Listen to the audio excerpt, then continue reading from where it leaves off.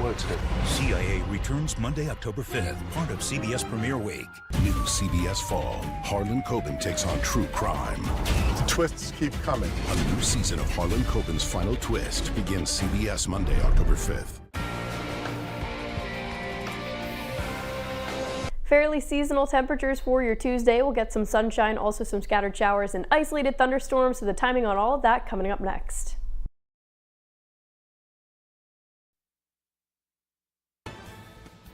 Good evening, everyone. I'm Kevin Hodge. Tonight on your WZMQ 19 News, we'll give you an idea of what to expect at the polls in Delta County tomorrow. Plus, the cyclospora outbreak is bringing attention to the limited food suppliers in the U.S. And President Trump says there are talks to end the war with Iran, but Iran doesn't agree. Your 19 News at 11 starts now.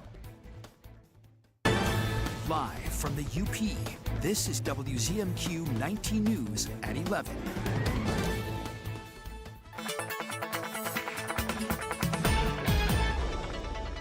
And a first look at your forecast as we head into your Tuesday. Have the rain near handy, but it will not be a washout of a day by any means. We have a few scattered showers and storms moving through mainly the morning and afternoon. We'll get some sunshine. Should raise those temperatures up to the mid 70s, so it's fairly seasonal, maybe a bit cooler for some spots. We'll time out everything on your first morning weather futurecast and a look at your 7-day in just a few short minutes. Kelly, thank you very much. Michigan's August primary takes place tomorrow with polls opening at 7 a.m. and closing at 8 p.m. Our Escanaba Bureau reporter Lily Simmons spoke with an Upper Peninsula clerk to learn how early voting went and what's expected at the polls on Tuesday. Delta County's early voting period started July 25th at Wells Township Hall and wrapped up Sunday evening. It's a little better than it was in August of 2024, but it's a little bit slower in the summertime. People are busy with vacations or whatever. But that's the nice thing about early voting is if you work during the week, you can come on Saturday or Sunday. We just allow for a little more time for people to vote. August primaries tend to draw much smaller crowds than general elections in November. However, the county clerk is expecting a fairly good turnout on Tuesday, with millages for public services like the Delta Area Transit Authority and the Solid Waste Management Authority on the ballot. And then there's some races on the top of the ballot, so we'll get people out for those races. Local clerks and poll workers have spent weeks training to run their polling locations and testing the equipment. The ballots and the program for the ballots, all of that is tested against the tabulator to make sure that the election results are exactly what they should be, meaning that if there's an overvote, it catches that. If there's a cross-party vote, it catches that. Voters are also asked to come prepared to ensure a smooth election process. Make sure and bring a government-issued photo ID. Driver's license works the best because we can scan that. If they're registered to vote and they lost their photo ID, they can still come in and vote. We have them sign an affidavit. The Delta County clerk assures voters that they're participating in a secure election, no matter which voting method they've chosen. Absent ballots are counted on election day. Every ballot does go through the tabulator as long as the person is eligible to vote. On election day and at early voting, the voter gets to put their own ballot through the tabulator so they know it's been tabulated. Like I said, we've done a lot of testing to make sure that it tabulates the ballots exactly the way they should, and so every vote is counted. Reporting in Wells, Lily Simmons, WZMQ 19 News. Independent State Senate candidate Sarah Cambenzi is under investigation by the Board of Canvassers for the integrity of her campaign. As an independent, Cambenzi was required to turn in 1,500 petition signatures by mid-July. Her team managed to collect a total of over 2,300. Last week, a complaint was filed to the Board of State Canvassers challenging the validity of that number, claiming there were enough defective signatures to not qualify Cambenzi for the ballot. This includes accusations of forged signatures, specifically that her campaign manager's name was signed at least 15 times across 3 separate writing styles. Cambenzi argues the challenge is directed by intimidation from county and state Democrats. They don't like how much support I have. They don't like that there are still a lot of Democrats supporting me. By all means, we would agree, throw out all the signatures where there are mistakes. But to put out a statement and claim that there is malicious fraud going on, it's uncalled for. WZMQ 19 reached out to the challenger and has not yet received a response. The Michigan Bureau of Elections is expected to make a decision on the challenge by August 14th. A new report is raising questions about why one company's lettuce problem turned into a health scare for the whole Great Lakes region. A farmer-led watchdog group says the answer has less to do with Taylor Farms and more to do with who controls our food supply. Our Michigan Capitol correspondent Sophia Murphy spoke with the group's president about what that means for your grocery cart and Michigan farmers. A nonpartisan farmer-led watchdog group called Farm Action says this summer's outbreak of cyclospora is a symptom of something bigger, a food system where a handful of companies decide what ends up on your plate. We found that just 4 companies now supply more than half of the fresh cut salad in the country. And that's why one problem, like a cyclospora outbreak, can quickly spread across so many states and impact so many people. The group's president says that concentration doesn't just shape food safety.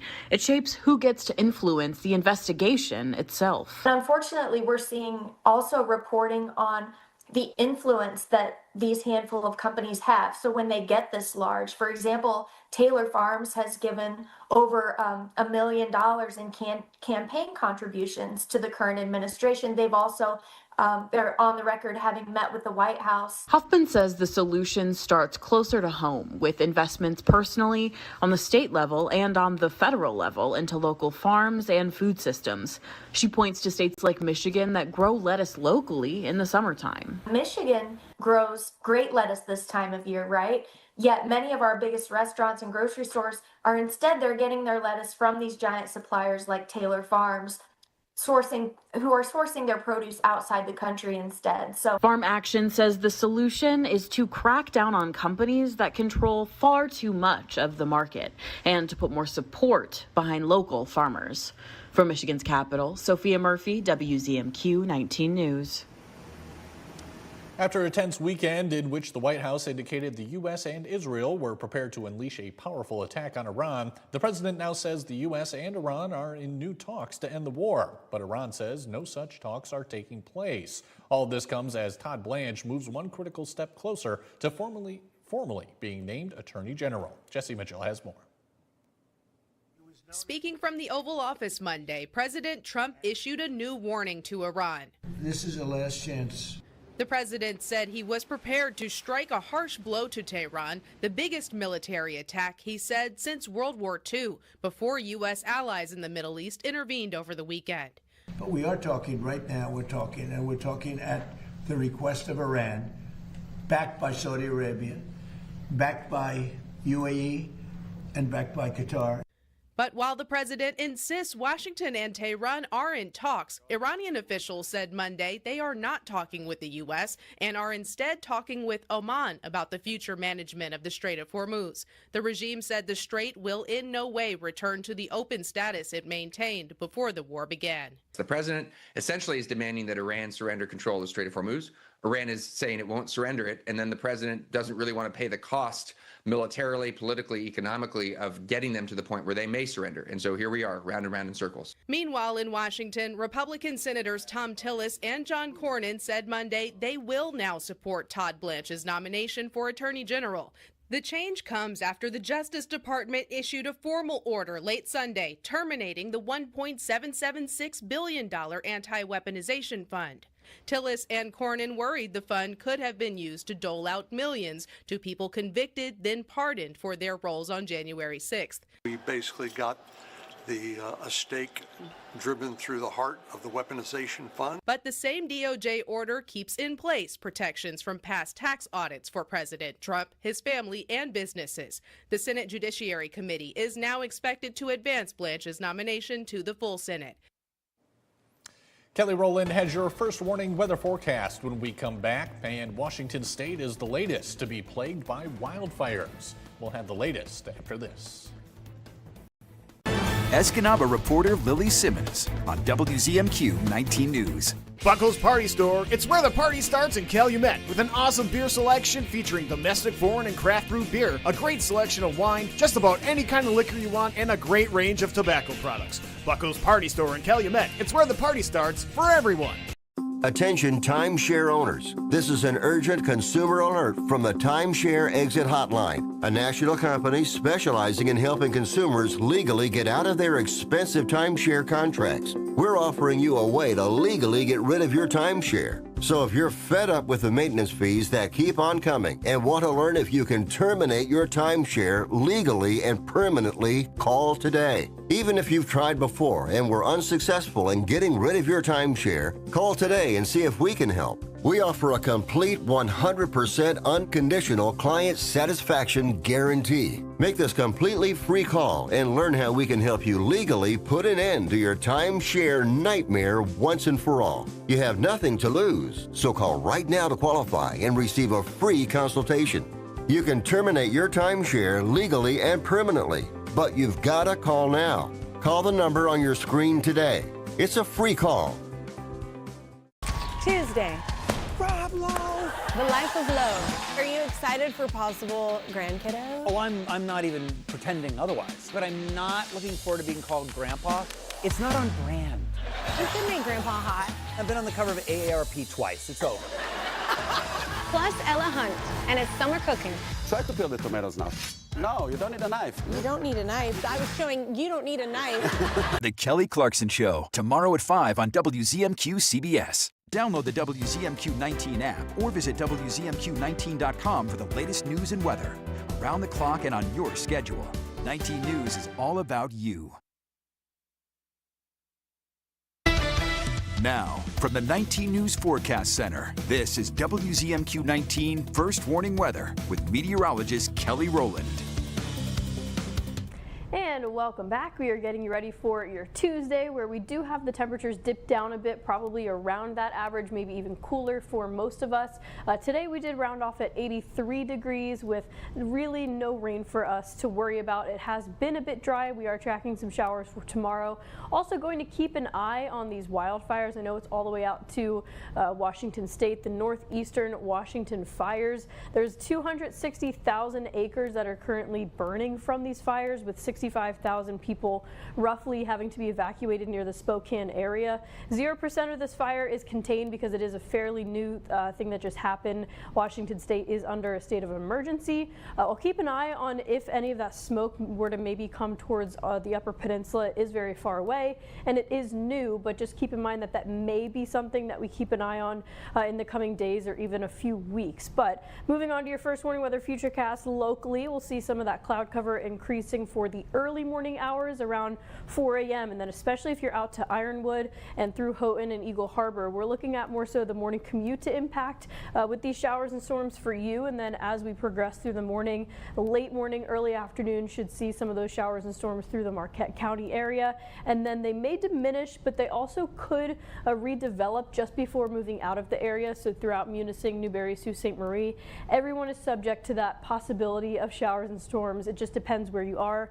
Further out west earlier in the morning and then further to the east later in the late afternoon, early evening. So you can see it's not a washout for tomorrow. We just have that line of showers and storms to move through, and then we set the stage for a much drier Wednesday. We just have to work on getting those temperatures back up once we can get this system moving on out of here. So we do have a chance of those storms and showers, just to show you another layout of the timing for around that between I would say 11 a.m. to maybe 2 p.m. time frame. That's our best chance here in Marquette to see that rain, and then we go right back down to that low chance for the rest of Tuesday night and into Wednesday. So as for the severe risk, not really seeing much out of it. Should be just those generic, well-behaved, non-severe storms. We have that 0 out of 5 for tomorrow across the entire Upper Peninsula from the Storm Prediction Center. The fog outlook, also just wanted to show you it just in case we could see any of that with the early moisture from this system. Not seeing much of it. The only reduced visibility may just be more so from the rain system itself, but I just wanted to see right before the system moved through if we had any fog. Not looking at that really for tomorrow morning, just some stronger winds, especially throughout the morning and afternoon, the time frame of this. So it is going to be a bit windy tomorrow. Maybe not a bad idea if you just make sure all of those outdoor objects are secured maybe before you leave work or before you completely settle in for the night tonight. Maybe you're already dozing off, but and then we get those lower 80s back for the rest of the week, and fairly seasonal with a bit unsettled pattern on the way at this point for the weekend. Kelly, thank you again. And as you mentioned, parts of another major American city, this time Spokane, Washington, are under siege by wildfires ripping through and torching entire communities. As many as 1,100 homes and businesses destroyed, and across 10 western states, at least 88 large fires are burning right now. Red flag warnings are posted from the Pacific Northwest to the Dakotas. Chris Van Cleve is in the disaster zone. There's a car. The firestorm came in a heartbeat. 3 separate blazes taking aim at the residents of Spokane, Washington. Oh my God. Unprecedented conditions, extreme drought, bone-dry brush, high heat, and wicked winds sparked devastation. How intense was this fire? Basically, it was burning primarily structures. We saw that where it was just house to house, and a lot of people don't realize those embers that get thrown off those homes, they're starting new fires. The wildfires exploded on Saturday. Residents had just minutes to flee. Firefighters went door to door trying to save as many homes as they could, but they were soon overwhelmed. Tens of thousands evacuated. Hundreds will come home to nothing. All of our memories are gone. My dad just died, and all of his stuff was still in there too. The wicked winds and high heat that fueled this firestorm have died down. The flames have not. The task for firefighters now is try to get containment before dangerous conditions come back. In the Pacific Northwest, this is one of the worst fire seasons in more than 3 decades. At least 15 major fires are burning in Washington state alone. In Utah, this fire doubled in size just today, burning nearly 70,000 acres so far. In southeastern Idaho, the Big Rock fire has burned more than 2,500 acres, forcing evacuations. Joe Van Cara and his family saved their Spokane home by digging a fire line. But his neighbor's home and at least 8 others were destroyed. What goes through your mind? Very, very grateful. Yeah, very, almost survivor's guilt in a way, like, wow. Washington's governor called this a nightmare scenario, likely the worst natural disaster Spokane has ever seen. But so far, there have been no reports of any fatalities, and firefighters spent the day cutting fire line, hoping to build a break before temperatures are set to surge again later this week. A new study finds a possible sleep crisis among middle-aged workers. Researchers tracked the sleep of working men and women in the UK between the ages of 50 and 66 for a year using wearable devices. They found that nearly 70% experienced persistent and clinically significant sleep problems, mostly linked to work-related stress. But health experts say there are steps you can take to improve your sleep quality. Consistency is really important. Then you think about the things like caffeine, limiting that, limiting alcohol, making sure you take little breaks during the day and practicing a little bit of mindfulness during the day. Taking little mental breaks can really help to de-stress the body so that when you get home, you're in better shape overall. The study found that while people reported sleeping enough hours, many experienced broken sleep, often waking up during the night. Health experts recommend consulting a doctor if you experience sleep problems on a regular basis. GLP-1 medications continue to surge in popularity for weight loss. Doctors say shedding pounds is only one part of the equation. Derek James shows us why preserving muscle mass may be just as important as losing fat, especially for women. Hey Jen, welcome back. Jen Glass has been taking a GLP-1 since last November. We're going to take your height and weight first. The 53-year-old mother of 3 has already lost more than 30 pounds, but she's focused on something beyond the number on the scale. We're joining Glass on a DEXA scan at Human Powered Health. This test measures body composition, including muscle mass and visceral fat, which is stored around internal organs.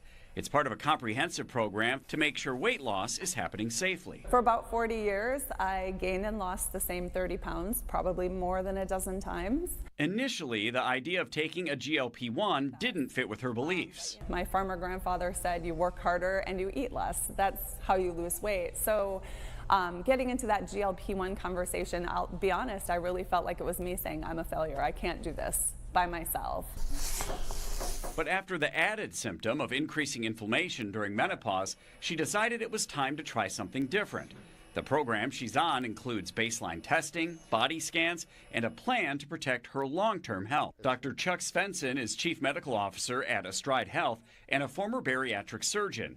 He says losing pounds doesn't automatically mean getting healthier. All of weight loss involves not just losing fat, but also losing muscle. Nobody wants to lose bone mineral density. Nobody wants to lose muscle mass. That's why he says anyone using a GLP-1 should focus on 2 key muscle-preserving strategies. So you want to do the strength training. You want to make sure that you're getting your protein in. Glass is now working out 5 days a week. This is my lifestyle now. I'm not going to start again. And eating less while increasing protein to stay healthy. Still to come on your 19 News, a big upgrade is coming to a popular trail in Chocolate Township. We'll have the details on the Lake and Inland project when we come back. 19 News is brought to you by Kirkish Furniture.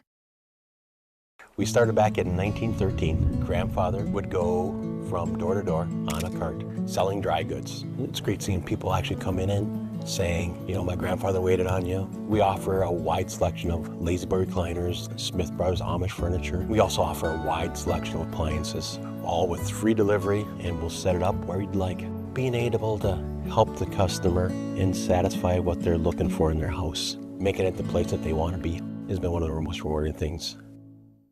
Attention timeshare owners. This is an urgent consumer alert from the Timeshare Exit Hotline, a national company specializing in helping consumers legally get out of their expensive timeshare contracts. We're offering you a way to legally get rid of your timeshare. So if you're fed up with the maintenance fees that keep on coming and want to learn if you can terminate your timeshare legally and permanently, call today. Even if you've tried before and were unsuccessful in getting rid of your timeshare, call today and see if we can help. We offer a complete 100% unconditional client satisfaction guarantee. Make this completely free call and learn how we can help you legally put an end to your timeshare nightmare once and for all. You have nothing to lose, so call right now to qualify and receive a free consultation.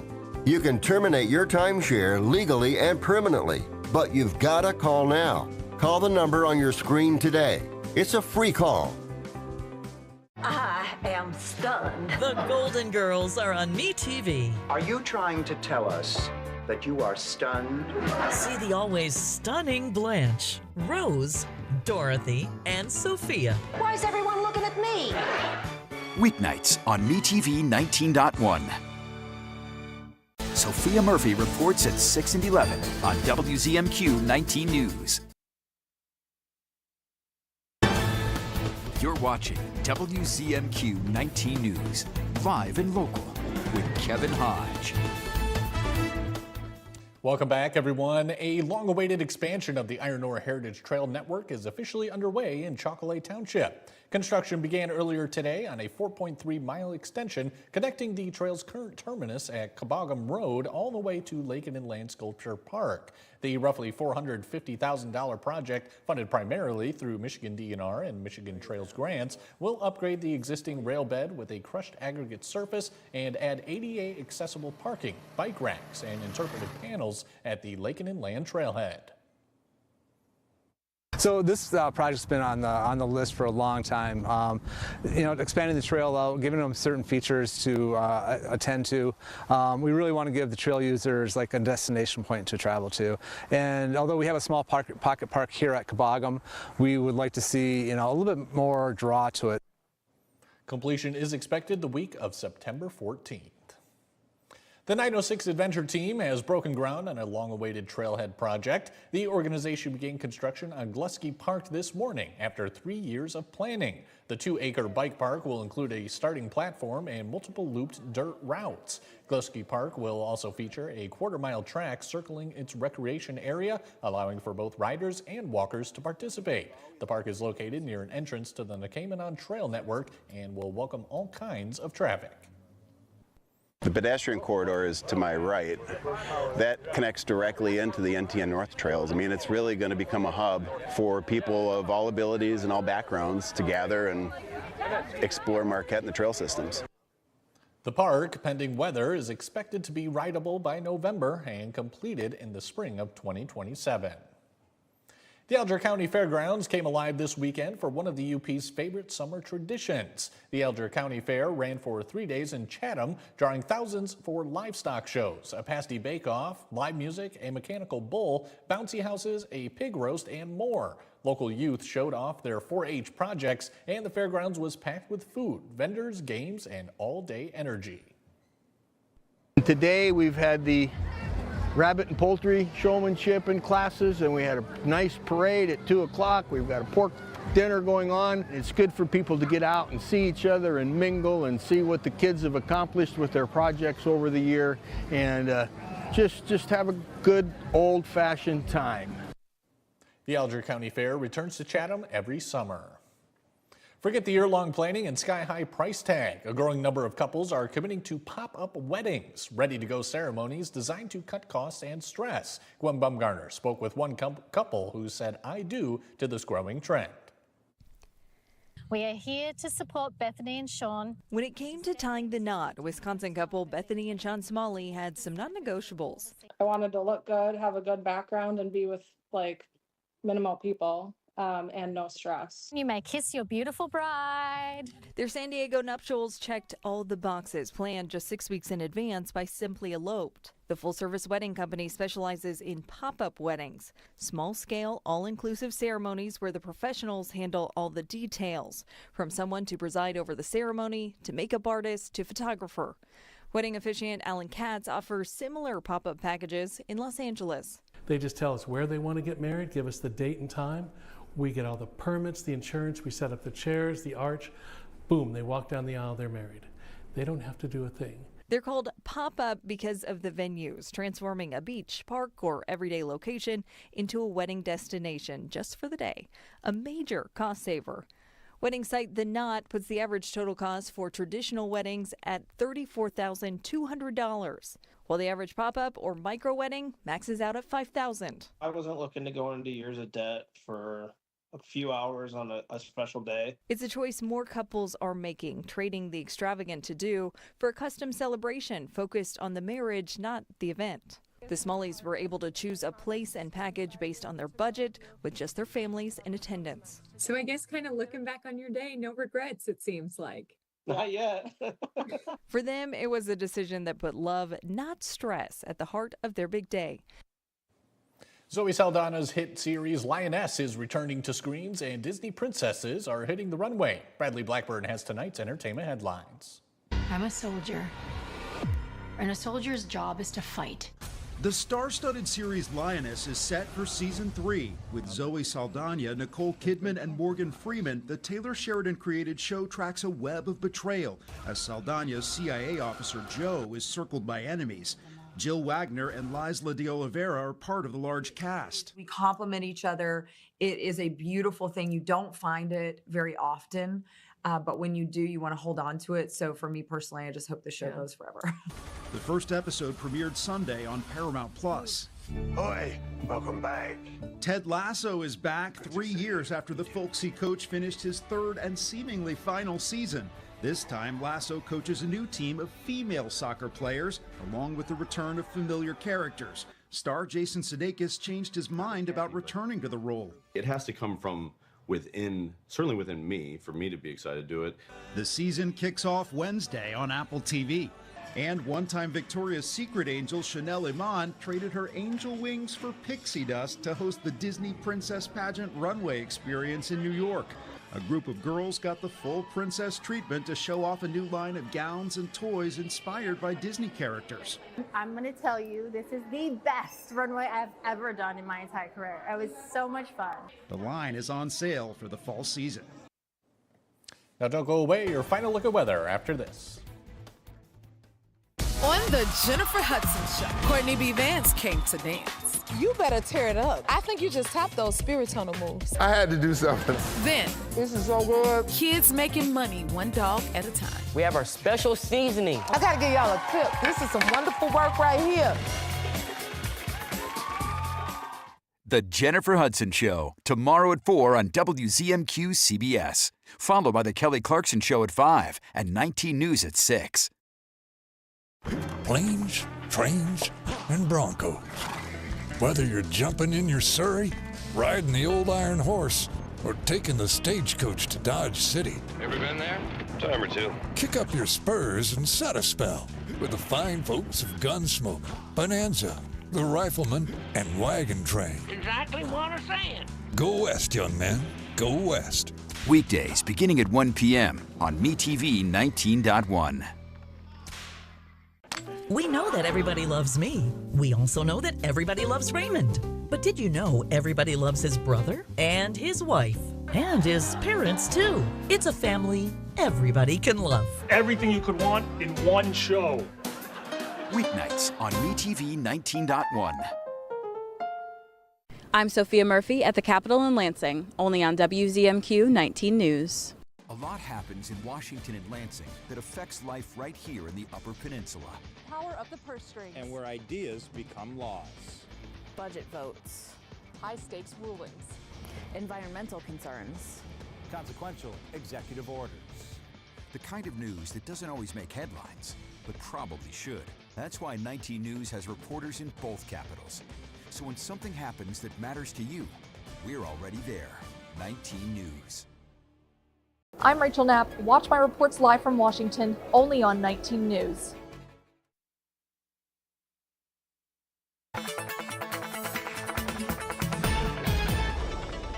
And a final check of your forecast for Tuesday. We do have a chance of showers in the forecast with some storms, but it is not going to be an all-day event. It really just depends where you are. At least for us here in Marquette, we should encounter those showers and storms anytime between 11 a.m. to 2 p.m. Should dry back out, but that cloud cover should hang around immediately after that system moves through. So scattered showers and thunderstorms, not all at one time. We will have those dry pockets, just have to find out when to take advantage of them.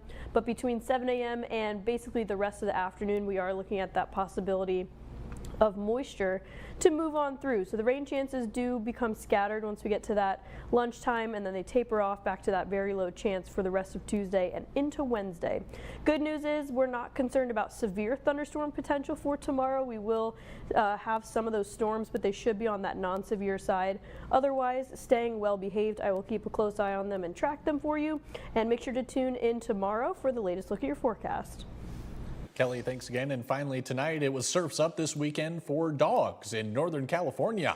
Dozens of canines and their human handlers hit the waves to show off their shredding skills at the World Dog Surfing Championship. Crowds lining the beach cheered the four-legged surfers on. The competition was fierce, with judges grading canine contestants on the distance of the ride. They also threw in bonus points for style.